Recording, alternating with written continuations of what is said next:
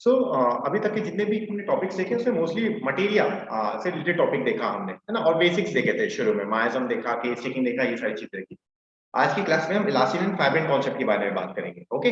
और इस elastin fibrin के कॉन्सेप्ट को समझते हुए ये देखेंगे कि ये प्रैक्टिस लाइफ में कैसे इसका यूज किया जा सकता है, ठीक है, for the selection of medicine, okay, for the selection of similimum, है ना, रेमेडीज। ओके। ये सो So as usual, before starting my session, I would like to remember my guru, Dr. Praful Vijayakar sir, है ना, और उनको याद करते हुए हम आज की क्लास जो है स्टार्ट करते हैं। Okay. So first topic is elastin. Okay. So elastin होता क्या है? सो what is elastin? So elastin is basically a key extracellular matrix protein. It is a highly elastic and present in connective tissues, allowing many tissues in the body to resume their shape after stretching or contracting. Okay, so elastin क्या है? elastin एक protein है। elastin fibrin जो आज हमारा topic है, subject है class का, ये क्या होते हैं? ये दोनों बेसिकली प्रोटीन होते हैं। ओके, सो उसमें सबसे पहले elastin को देखें तो elastin क्या है? एक्स्ट्रासेलुलर मैट्रिक्स का प्रोटीन होता है। ओके। और इसको कैसे डिफरेंशिएट कर सकते हैं दूसरे प्रोटीन से कि इलास्टिन प्रोटीन जो होते हैं वो क्या होते हैं? बहुत फ्लेक्सिबल होते हैं, इलास्टिक होते हैं नेचर से, जैसे नाम से समझ में आ रहा है। ओके। ये और कहाँ पे मिलेंगे इलास्टिन हमको? वो सारे बॉडी के पार्ट्स में जहां कहीं पे भी क्या शेप या साइज में क्या है, अल्टरेशन आने का है, ठीक है, बॉडी के फंक्शन की वजह से क्या होना है, उस बॉडी के पर्टिकुलर पार्ट में क्या शेप में क्या है, अल्टरेशन आने का है, ठीक है, उसकी फिजियोलॉजी उस तरह की होगी कि उसको क्या शेप में चेंजेस लाना पड़े, ठीक है। तो उन सारे बॉडी के पार्ट्स में, उन सारे पार्ट्स में जो है क्या इलास्टिन प्रोटीन जो है क्या मिलता है। ओके। सो बेसिकली सबसे पहले वो कहां पे मिलेगा हमको? कनेक्टिव टिश्यूज में मिलेगा। सो हमारी बॉडी में जितने भी कनेक्टिव टिश्यूज हैं, ठीक है, वो सारे के सारे मोस्टली इलास्टिन से बने हुए होते हैं। अब as I told, it derives it name from its ability to act as an elastic band. Okay. So ये नाम किधर से मिला इलास्टिन को? इलास्टिन को नाम ये किधर से मिला? तो उसके इलास्टिक नेचर की वजह से, है ना, कि जिस तरीके से वो क्या, जैसे एक इलास्टिक बैंड होता है ना, जैसे एक रबर बैंड हो गया, ठीक है, उसको कैसे हम स्ट्रेच करते हैं तो वो क्या खिंचाता है, ठीक है, फिर छोड़ देने पे वापस वो अपने प्रॉपर शेप में आ जाता है, ठीक है। तो इसीलिए ये इलास्टिन प्रोटीन का नाम भी कहां से? इसी इलास्टिसिटी की नेचर की वजह से जो है डिराइव हुआ है, ठीक है। That is to stretch and recoil with transient force. Okay, so it helps the skin to return to its original position when it is poked or pinched. Okay, so ये जो इलास्टिन प्रोटीन है, ठीक है, इसका use ऐसा है कि जब भी जैसे क्या होता है, जब कभी हम स्किन में हमारे या बॉडी की कोई भी पार्ट में अगर स्ट्रेचिंग आती है ना, है ना, तो क्या होता है वहां पे इलास्टिन फाइबर का जो है क्या वहां पे काम आता है। ओके। और इलास्टिन फाइबर की वजह से क्या हमको वो चीजें स्ट्रेच हुई देखने को मिलती है। तो वही चीजें स्किन में होती है। So that's why it helps skin to return to its original position when it is poked and pinched. जब भी हमने क्या किया, पोक किया, ठीक है, या पिंच किया ना, है ना, तो पिंच करने के बाद जब भी आफ्टर स्ट्रेचिंग, ठीक है, उसको क्या वापस जब अपनी शेप में आना रहता है तो वो किसकी वजह से होता है? इलास्टिन प्रोटीन की वजह से। ओके, उसकी हेल्प की वजह से होता है। So next, elastin is also an important long bearing tissue, load bearing tissue in the body of the vertebrates. ठीक है। सो इलास्टिन क्या है? बॉडी के हर एक पार्ट, जितने भी वर्टिब्रेट्स होते हैं, उन वर्टिब्रेट्स की बॉडी में वो हर एक पार्ट जहां पे जिसे लोड बियर करना होता है, ठीक है, वो सारे बॉडी के पार्ट्स में क्या इलास्टिन होता है। बिकॉज क्यों? क्योंकि उसको लोड बियर कर रहे हैं तो क्या करना पड़ेगा, एक लिमिट तक क्या स्ट्रेच होना पड़ेगा, ठीक है, एक स्ट्रेंथ होनी चाहिए उसमें, है ना, लोड को बियर करने की। तो वो चीजें कौन प्रोवाइड कराता है? वो इलास्टिन प्रोवाइड करता है। ओके, ये हो गया। Next, elastin along with collagen is a major component of certain soft tissues such as arterial wall and ligaments. Okay, elastins क्या होते हैं? इलास्टिन्स प्रोटीन क्या है? ये कोलेजन के साथ में जो दूसरी प्रोटीन होती है बॉडी में, तो इलास्टिन और कोलेजन दोनों प्रोटीन्स हैं। ये दोनों मिलकर क्या करते हैं? हमारे बॉडी के बहुत से जितने भी सॉफ्ट टिश्यूज वाले पार्ट है, ठीक है ना, उन सारे बॉडी पार्ट्स का फॉर्मेशन जो है क्या इन प्रोटीन्स की हेल्प से होता है। जैसे कि आर्टीरियल वॉल हो गए, ठीक है, आर्टरीज की वॉल्स हो गए, लिगामेंट्स हो गए, टेंडन्स हो गए, ठीक है, स्किन हो गए, ठीक है, ये हो गए। और अभी देखते हैं एक एक करके, अब हम सारे बॉडी के पार्ट्स को देखेंगे थोड़ा सा डिटेल में कि किस तरीके से इलास्टिन का जो है कॉन्ट्रीब्यूशन होता है अलग अलग बॉडी के पार्ट्स में। ओके, सो सबसे पहले है elastin in skin. Okay, so elastin and collagen are the main structural protein component of the skin. damage or inflammation of the elastin in skin can lead to breakdown or disease of the skin. Okay, obviously अभी elastin and collagen क्या है, जैसे कि ये major component होता है skin के formation के लिए, ठीक है, स्किन के फॉर्मेशन के लिए जो मेजर कंपोनेंट है वो इलास्टिन और कोलेजन, ये दो प्रोटीन्स होते हैं। तो जब कभी भी इलास्टिन में अगर कोई डैमेज हुआ किसी वजह से, इंजुरी हुई, ठीक है, या कोई डिसीज हुई, या जो भी कोई भी ट्रिगर फैक्टर की वजह से अगर डैमेज होता है ना, तो उससे क्या होता है, हमको स्किन रिलेटेड डिसीजेज जो है वो देखने को मिलेगी। क्योंकि सीधी सी बात है, अगर स्किन जो है वो मिलके बना है इलास्टिन प्रोटीन से, और इलास्टिन प्रोटीन से रिलेटेड कोई इश्यूज होंगे तो उसे स्किन से की जुड़ी बीमारियां होने को है।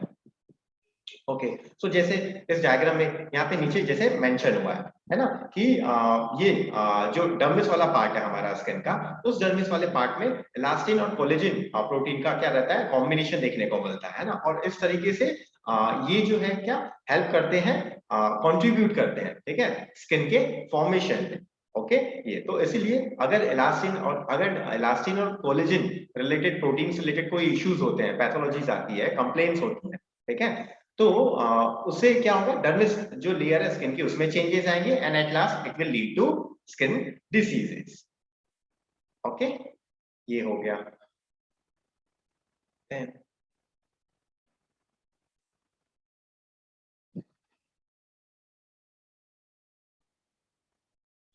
Okay, then next elastin in arteries. Okay, अभी आर्टरीज में कैसे इलास्टिन कंट्रीब्यूट करते हैं, तो elastin is one of the major structural component of the extracellular matrix of the blood vessels walls.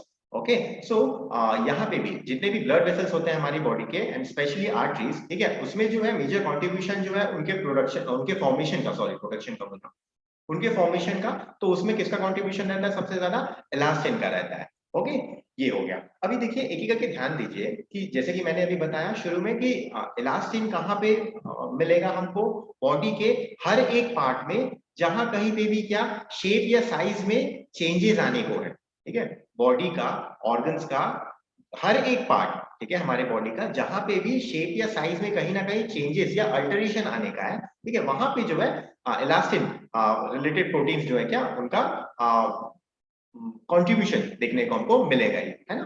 ये हो गया, तो ऑब्वियसली सीधी सी बात है कि आर्टरीज में हो गया ना, है ना, तो आर्टरीज में क्या उनके उनमें अल्टरेशन देखने को मिल सकता है हमको उसके शेप या साइज में, ठीक है, तो इसीलिए वो अगर नॉर्मल हो रहा है, फिजियोलॉजिकल हो रहा है, देन इट्स ओके, है ना, for a short period of time. But अगर इलास्टिन, अगर प्रोटीन रिलेटेड कोई अगर पैथोलॉजी होती है आर्टरीज में, so then it may lead to pathologies related to arteries. Okay, ये हो गया। Next elastin in lungs. अच्छा, ये पैथोलॉजीज क्या क्या होगी वो भी हम आगे देखेंगे धीरे धीरे। Okay, next is elastin in lungs. Okay, so elastin in lungs कैसे, so the elastin provides pressure on the alveoli or the air sac to prevent hyperinflation and maintain proper lung functions. Okay, अब जैसे यहाँ पे क्या हो गया, elastin का काम, अब यहाँ पे भी इलास्टिन का काम है लंग्स में, कैसे, तो जो एल्वेलाई, जो हमारा एल्वेलाई होता है, मींस जो पैरेन्काइमल सेल्स होते हैं ना हमारे लंग्स के, ठीक है, वो क्या करते हैं, उनको भी क्या शेप में, साइज में क्या करना है, कॉन्ट्रैक्ट रिलैक्स करना है ना, एक्सपायरेशन इनहेलेशन में क्या होगा, वही होता है ना कि जो एल्वेलाई का शेप है, जो बैलून लाइक स्ट्रक्चर होता है, शेप होता है, उसमें क्या रहता है, हमको चेंजेस देखने को मिलता है, तो वहां पे भी किस चीज की जरूरत है, वहां पे भी इलास्टिसिटी की जरूरत है ना, है कि नहीं, तभी तो चीजें क्या शेप जो है क्या सिकुड़ेगा, फिर एक्सपेंड होगा, फिर इनहील होगा, फिर एक्सपेंड होगा, है ना, इस तरीके से चीजें रहेंगी, ठीक है। So if elastin is damage such as occur due to inflammation caused by inhaled irritants, in the case of emphysema, pressure in the alveoli is lost and airflow is reduced. Okay, ये हो गया। So इस तरीके से अगर elastin का क्या damage देखने को मिलता है वहां पे, है ना, तो क्या होगा, उसे इन्फ्लामेशन होता है, ठीक है, at that terminal parts of the lung, means in the alveoli, है ना, कॉज्ड बाय इनहेल्ड इरिटेंट्स, किसी की भी वजह से हो सकता है, रीजन से हो सकता है, ठीक है, जैसे इरिटेंट्स हो गया, है ना, कोई फॉरेन बॉडी आ गई, है ना, तो उस केसेस में हमको कौन सी पैथोलॉजी देखने को मिलेगी, जैसे suppose in the case of emphysema, है ना, the pressure in the alveoli is lost and air flow is reduced, है ना, ये तो इस तरीके से क्या हुआ कि इलास्टिन के फंक्शन में चेंजेस आने की वजह से क्या, कैसे पैथोलॉजी प्रोग्रेस करती है, ये देखा, एक छोटा सा एग्जांपल है जो। ओके, ये हो गया। Next elastin in tendons. Okay, so tendons are made up of fascicles with an intrafascicular matrix. Okay, some tendons can store energy, and those that do are more elastin than positional tendons. Sorry. Okay, so जो tendons होते हैं ना, है ना, ये tendons जो होते हैं ये भी किससे बने होते हैं, इंटरफेसिकुलर मैट्रिक्स से बने होते हैं, एक अलग टाइप के मैट्रिक्स से मिलकर बने होते हैं, है ना। और कुछ टेंडन्स जो है क्या, टेंडन्स की ऐसी टेंडेंसी होती है कि वो एनर्जी स्टोर करते हैं, and those that do are more elastic than positional tendons. तो टेंडन्स अलग अलग टाइप के हैं, तो उसमें कुछ स्पेसिफिक टाइप के टेंडन्स होते हैं जिनमें इलास्टिसिटी ज्यादा रहती है ना, बेहतर रहती है, अच्छी रहती है ना। सो उन टेंडन्स में भी इलास्टिसिटी देखने को हमको मिलेगा। ओके, नेक्स्ट, इलास्टिन इन ईयर्स, लैरिंग्स और एपिग्लॉटिस। ओके, अभी जैसे क्या हो गया, मैंने बताया कि वो बॉडी का हर एक पार्ट जहां पे शेप या साइज में क्या रिडक्शन, कॉन्ट्रैक्शन, रिलैक्सेशन, ठीक है, पोजीशन में चेंज करना पड़े, ठीक है, ऐसे हर एक बॉडी के ऑर्गन्स में क्या इलास्टिन का कंट्रीब्यूशन रहता है उस ऑर्गन के फॉर्मेशन के लिए, है ना। तो ऑब्वियसली अभी जैसे ये हमारे एक्सटर्नल बॉडी पार्ट्स हो गए ना, ईयर्स हो गया, है ना, सॉरी ईयर है ना, then larynx and epiglottis all over. So ears जो है क्या है, अभी जैसे ईयर्स, पिन्ना को हम देखेंगे, है ना, तो पिन्ना क्या हो गया, पिन्ना क्या होता है, ये फ्लेक्सिबल होता है, ओके, मूवेबल है ना, फोल्डेबल है, मूवेबल है, फ्लेक्सिबल है, ठीक है। तो ये क्यों है, ये प्रॉपर्टी किसकी होती है, बिकॉज ऑफ इलास्टिन, ठीक है, इलास्टिसिटी होने की वजह से ईयर्स जो है क्या वो इस तरीके से होते हैं, है ना। तो ये एक हो गया, नेक्स्ट लैरिंग्स हो गया, है ना, and next is epiglottis. Okay, so last but not the least, elastin in bladders and ligaments. Okay, so bladder में भी क्या है, अरे जब भी ब्लैडर का भी शेप या साइज क्या होता है, कम होता है, डिक्रीज होता है और इंक्रीज होता है ना समय के साथ में, है कि नहीं। जैसे जैसे यूरिन आउटपुट जो है बढ़ते, या यूरिन आउटपुट नहीं, जैसे यूरिन का एक्यूमुलेशन बढ़ते जाता है ब्लैडर में, तो धीरे धीरे साइज जो है क्या ब्लैडर का इंक्रीज होते जाता है ना। फिर जब ये एम्प्टी होता है तो फिर उसका साइज वापस अपने नॉर्मल पोजीशन में आ जाता है। तो यहाँ पे भी क्या, यहाँ पे भी इलास्टिसिटी चाहिए ना, है कि नहीं, यहाँ पे भी इलास्टिसिटी चाहिए, तभी तो शेप साइज क्या हो रहा है ब्लैडर का, बड़ा छोटा हो पा रहा है ना, है कि नहीं, ये हो गया। तो इस तरीके से ब्लैडर में ये एक चीज हो गई। और लास्ट इज द लिगामेंट्स। तो लिगामेंट्स भी क्या होते हैं, जो ये भी जॉइंट्स में प्रेजेंट रहते हैं ऑब्वियसली। और जॉइंट्स में क्या है, जॉइंट्स का काम क्या है, मूव करना, ठीक है, contract relax, contract relax, contract relax. Okay, so यहाँ पे फिर से आ गया कॉन्ट्रैक्शन रिलैक्सेशन। सो इसलिए यहाँ पे लास्टिंग का जो है प्रेजेंस होना नॉर्मल, ऑब्वियसली रहना है ना, ये हो गया। तो यहां तक मैंने अभी तक कुछ ऐसे बेसिक बॉडी के पार्ट्स बताए आप लोगों को, ठीक है, कि वो कौन कौन से बॉडी के पार्ट्स हैं जहां पे इलास्टिन का जो है क्या प्रेजेंस हमको देखने को मिलता है। उसके पहले मैंने ये बताया इलास्टिन क्या है। ओके, ये हो गया। अब हम धीरे से देखेंगे कि अब इलास्टिन रिलेटेड पैथोलॉजीज क्या क्या होती है। ओके, ये तो इस तरीके से हम क्या स्टेप बाय स्टेप धीरे धीरे आगे बढ़ते हैं।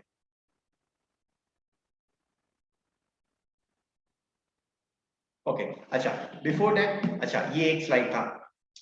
अब जैसे कि मैंने ये बताया कि इलास्टिन कहाँ कहाँ पे प्रेजेंस रहता है बॉडी में उसका, ठीक है। अब ये देखते हैं कि if a person is healthy even though he dies after 80s, why. Okay, ये अक्सर क्वेश्चन रहता है ना हमको माइंड में कि भैया अचानक सडनली तो वो आदमी के बहुत हेल्दी था, इतना भला चंगा था, फिर सडनली कैसे उसकी डेथ हो गई, ठीक है, कोई डिसीज नहीं थी, कोई बीमारी नहीं थी, कोई कंप्लेंट्स नहीं थी, ऐसा उनको मिल जाए, फिर भी कैसे वो गुजर गए, है ना। तो ये क्यों होता है, तो इसका रीजन यहाँ पे एक चीज है कि ये भी किसी वजह से होता है due to elastin fibrin protein pathology या मैकेनिज्म की वजह से, ठीक है, ये एक मेन रोल होता है इसका, ठीक है, इस चीज में। तो इसलिए मैंने यहाँ पे इस टॉपिक में जो क्या इसे मेंशन किया है स्लाइड को। सो एज एज प्रोग्रेसेस, अच्छा, अब जैसे मैं इसको रीड करने के पहले मैं आप लोगों को समझा देता हूँ। जैसे देखिए होता क्या है कि ये जो है ऊपर में डायग्राम दिया है स्लाइड में, है ना, ये स्लाइड में डायग्राम में देखिए ये जो ब्लड वेसल है ना, उसका डायग्राम है। सो जो ब्लड वेसल है वो बेसिकली क्या 3 लेयर से मिलकर बना होता है, हमने कॉलेज डेज में पढ़ा है ना, tunica externa, tunica media and tunica intima, बराबर, ये हो गया। अब ट्यूनिका मीडिया जो होता है ना, ट्यूनिका मीडिया वो ब्लड वेसल का पार्ट होता है जहां पे स्पिंडल फाइबर्स होते हैं, ठीक है। और ये स्पिंडल फाइबर्स किसके बने होते हैं, इलास्टिन के बने होते हैं, ठीक है। जैसे कि अभी मैंने पहले स्लाइड्स में क्या बताया आपको कि ब्लड वेसल्स में क्या इलास्टिन का कंट्रीब्यूशन है, एंड मेनली आर्टरीज, है ना। ये तो अगर यहाँ पे वही चीज बता रहे हैं कि आर्टरीज में अभी जो इंटिमा सॉरी ट्यूनिका मीडिया वाला जो लेयर रहता है, ठीक है, वो ट्यूनिका मीडिया वाला लेयर जो है वो किन मसल्स किन फाइबर से मिलके बने होता है, स्पिंडल मसल फाइबर से मिलके बने होते हैं। ठीक है। अभी ये स्पिंडल मसल फाइबर जो है ना, ये क्या होते हैं, ये इलास्टिन फाइबर्स होते हैं। ठीक है, ये स्पिंडल फाइबर्स क्या होते हैं, ये स्पिंडल फाइबर्स इलास्टिन फाइबर्स होते हैं। ओके, ये अभी होता क्या है, अब जैसे जैसे एज बढ़ती जाती है ना, है ना, तो होता क्या है कि ये स्पिंडल फाइबर जो है ना धीरे धीरे एज विद द टाइम, है ना, this spindle fibres get slowly ruptured. Why? Because of the pressure exerted from the blood towards tunica media layer, है ना। मतलब जो ल्यूमेन है ना, जो ब्लड वेसल है उसमें जो ल्यूमेन है, उस ल्यूमेन में जो फ्लो करने वाला ब्लड है, वो ब्लड क्या करता है, एज ईयर्स गो ऑन ना, जैसे जैसे एज बढ़ते जाती है इंसान की, तो क्या होता है, वो ब्लड जो है क्या प्रेशर एक्सर्ट करता है, किसकी तरफ, ट्यूनिका मीडिया लेयर की तरफ, है ना। और ये प्रेशर एक्सर्ट करने की वजह से क्या होता है, ये जो स्पिंडल फाइबर्स होते हैं, जो ट्यूनिका मीडिया लेयर में प्रेजेंट जो स्पिंडल फाइबर्स होते हैं, ये स्पिंडल फाइबर्स क्या होते हैं, ड्यू टू ओवर प्रेशर क्या होते हैं, वो रप्चर हो जाते हैं, है ना। अब रप्चर हो गए तो क्या वहां पे हीलिंग मैकेनिज्म शुरू होती है। अभी ये हीलिंग मैकेनिज्म कैसे शुरू होती है, कैसे शुरू होगी, तो क्या होगा, तो यहाँ पे क्या होता है, यहाँ पे फाइब्रिन प्रोटीन जो है क्या वो आके डिपॉजिट होना शुरू हो जाता है। ठीक है, ये होता है उनकी जगह में as a process of healing mechanism, है ना। अभी ये चीज होने लगा। अब जब भी फाइब्रिन प्रोटीन्स आके जब इधर डिपॉजिट होने लगते हैं, तो धीरे धीरे क्या करते हैं ना, ये जो फाइब्रिन प्रोटीन है अब धीरे धीरे डिपॉजिट होने लगते हैं, तो क्या करते हैं, ये प्रेशर एक्सर्ट करते हैं किधर, एक्सटर्नल ट्यूनिका एक्सटर्ना, बाहर की तरफ। बट ट्यूनिका एक्सटर्ना जो है क्या वो बहुत थिक होता है, ठीक है, और उसमें जो प्रेजेंट टिश्यूज होते हैं वो उसको क्या बाहर की तरफ अपनी तरफ ना करके वो पुश करते हैं टुवर्ड्स इंटीमा लेयर, ठीक है, इनवर्ड साइड वेसल के ल्यूमन की तरफ वो क्या करते हैं, प्रेशर एक्सर्ट करते हैं, है ना। और ये प्रेशर एक्सर्ट करने की वजह से क्या होता है, धीरे धीरे जो ल्यूमन में प्रेजेंट प्लेटलेट्स हैं धीरे धीरे क्या होते हैं, मींस ट्यूनिका मीडिया जो है वहां का जो प्रेशर है वो धीरे धीरे ल्यूमेन की तरफ आने लगता है, और उसकी वजह से धीरे धीरे प्लेटलेट्स का एक्यूमुलेशन होने लगता है, ठीक है, as the time goes on, जैसे जैसे एज बढ़ते जाती है धीरे धीरे क्या होता है, वो ट्यूनिका मीडिया में प्रेजेंट जो फाइब्रिन प्रोटीन्स हैं वो क्या प्रेशर एक्सर्ट करने लगते हैं ल्यूमेन की तरफ, ठीक है, towards internal part of the vessel, है ना। और इसकी वजह से प्लेटलेट्स का एक्यूमुलेशन होता है, और ये प्लेटलेट्स का एक्यूमुलेशन होने के बाद एट लास्ट में क्या होती है, क्लॉटिंग हो जाती है, और फिर it leads to cardiac arrest. Okay, ये हो गया। अब जो मैंने बातें बताई मैं उसी को यहाँ पे रीड कर देता हूँ। As the age progresses, due to continuous flow of blood, it creates the pressure on tunica media, spindle fibers, which gets ruptured, and this rupturing causes accumulation of fibrin in the media layer, resulting in the accumulation of fibrous tissue. Okay, but tunica externa doesn't allow the growth to come out, so the growth develops towards the tunica interna, है ना। वही चीज लिखी है कि जैसे spindle fibre जो tunica media layer में प्रेजेंट जो स्पिंडल फाइबर्स होते हैं वो धीरे से वो रप्चर होते हैं प्रेशर की वजह से, प्रेशर ओवर प्रेशर होने की वजह से वो रप्चर हो जाते हैं। अब इनको रिपेयर करने के लिए क्या फाइब्रिन प्रोटीन्स आके क्या होते हैं वहां पे डिपॉजिट होने लगते हैं। बट ये डिपॉजिट होने के बाद ट्यूनिका एक्सटर्नल लेयर जो है क्या जैसे जैसे शेप बढ़ता है ट्यूनिका मीडिया का, बट ट्यूनिका एक्सटर्नल जो है क्या वो उसको बाहर की तरफ ना आने करके वो अंदर की तरफ पुश करता है, ठीक है ये। So the tunica externa doesn't allow the growth to come out, so the growth develops towards the tunica interna. अभी क्या हो गया, ट्यूनिका इंटरना की तरफ ग्रोथ जो है क्या धीरे धीरे होने लगता है towards the inner side of the vessel, which leads to accumulation of platelets, है ना। And one day it at last resultants in massive coagulation and ends in cardiac arrest. Okay, ये हो गया। सो ये एक बेसिक थिंकिंग है, okay, ये basic reason है, ओके, कि क्यों जो है अक्सर हमको देखने को मिलता है कि 80s के बाद अगर जो है सडनली कोई पेशेंट कोई इंडिविजुअल जो है बहुत हेल्दी रहता है, कोई एज सच फिजिकल कंप्लेंट्स या डिसीज नहीं रहती है, इवन तो आफ्टर 80s ही एक्सपायर सडनली, है ना। So what is the major reason behind है। तो जैसे कि ये चीज रिलेटेड है इलास्टिन फाइब्रिन आज की टॉपिक से रिलेटेड, इसलिए मैंने ये स्लाइड को मेंशन किया है। ओके, ये हो गया। So next